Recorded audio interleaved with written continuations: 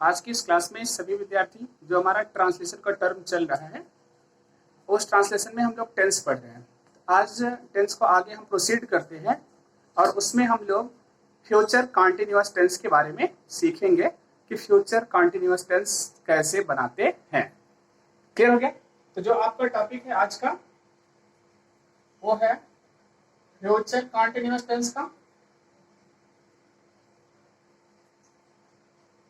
Future continuous tense, ठीक है। आपने अपना कॉन्टिन्यूअस टेंस लिख लीजिएगा और वो टेंस कौन सा है? Future continuous tense.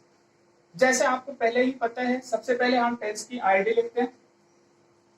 आइडेंटिटी मतलब पहचान। तो इस पहचान के तहत हम आपको बताते हैं, हम कहते हैं जो कि कॉन्टिन्यूअस है, ये कहता है the tense which shows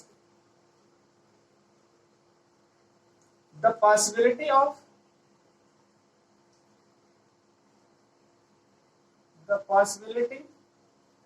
of a work that will be in progress,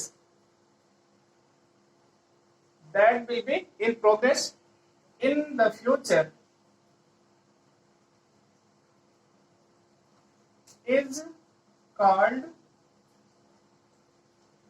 future continuous tense.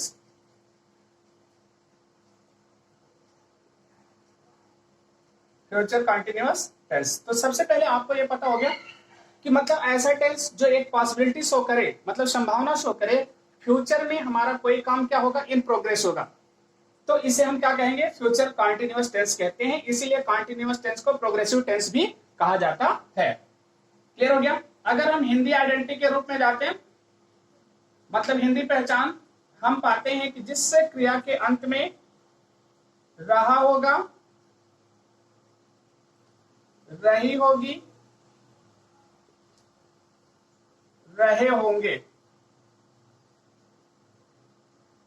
आदि आते हैं, फ्यूचर कॉन्टिन्यूअस टेंस कहलाता है। मतलब जिस क्रिया के अंत में रहा होगा, रही होगी, रहे होंगे आदि आएंगे, वो कौन सा टेंस होगा? आपका फ्यूचर कॉन्टिन्यूअस टेंस होगा।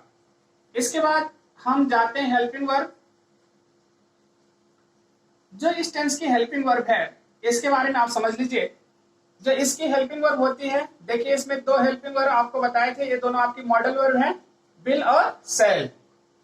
ठीक है, फ्यूचर की मॉडल वर्ब मतलब फ्यूचर टेंस में विल और सेल मॉडल वर्ब के रूप में प्रयोग किया जाता है, जिसमें आपको सेल बताए हैं, आई और वी के साथ प्रयोग किया जाता है, और अदर के साथ, जैसे मान लीजिए हमने कह दिया ही, सी, इट, दे, यू, या अगर कोई नेम है तो उसके पहले हम किसका प्रयोग करते हैं? विल का। क्लियर हो गया?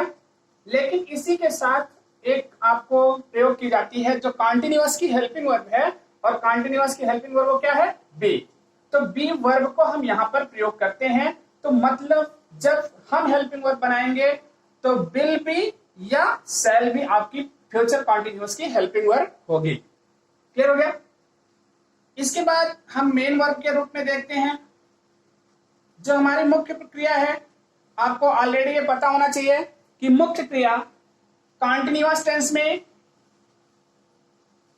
आईएनजी फॉर्म होती है, अर्थात हम वर्ब की फर्स्ट फॉर्म में किसका प्रयोग करते हैं? आईएनजी फॉर्म का प्रयोग करते हैं। मतलब मेन वर्ब के रूप में वर्ब की फर्स्ट फॉर्म में हम आईएनजी लगाते हैं। अगर हम इसका फॉर्मेट आपको बताएं, जिस सामान्य फॉर्मेट पर ये वर्क करता है टेंस, इसमें अगर हम सबसे पहले अफर्मेटिव सेंटेंस का फॉर्मेट लेते हैं, हमको कुछ इस रूप में मिलता है, सब्जेक्ट प्लस विल और shall plus be plus verb की फर्स्ट फॉर्म में आईएनजी प्लस ऑब्जेक्ट। ध्यान दीजिएगा, सब्जेक्ट